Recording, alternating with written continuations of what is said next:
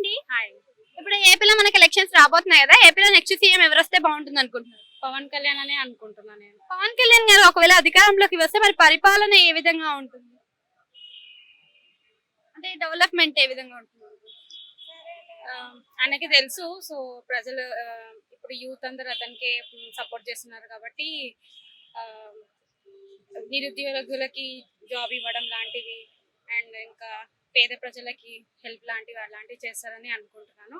And చాలా సార్లు help చేశారని నేను కూడా విన్నా, కానీ నాకు అంత తెలీదు. బట్ నేను విన్నా లైక్ ఆయన చాలా సార్లు పేద ప్రజలకి హెల్ప్ చేశారు అనేసి. అంటే పొత్తులో వస్తున్నారు కదా, ఇలా పొత్తులో రావడం వల్ల మరి పవన్ కళ్యాణ్ గారికి నిజంగా పదవి ఇస్తారు అనుకోవచ్చు?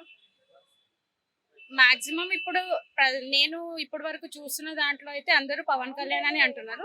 జగన్ అయితే వెళ్ళిపోతారని అంటారు. జగన్ కి అసలు ఇచ్చే ఛాన్స్ కూడా లేదు అనేసి అంటారు. జగన్ పరిపాలన ఎలా అనిపిస్తుంది మరి నీకు ఇప్పుడు?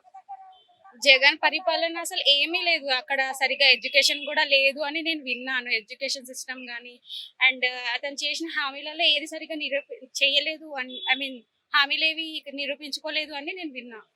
ప్రతిసారి పవన్ కళ్యాణ్ కావాలనే రెచ్చగొడుతున్నారు వైసీపీ నేతలు అంటున్నారు, నిజం అనుకోవచ్చు? రెచ్చగొట్టిన మన పవన్ కళ్యాణ్ ఏం రెచ్చిపోడు, ఆయనకి తెలుసు ఎంతవరకు ఉండాలో.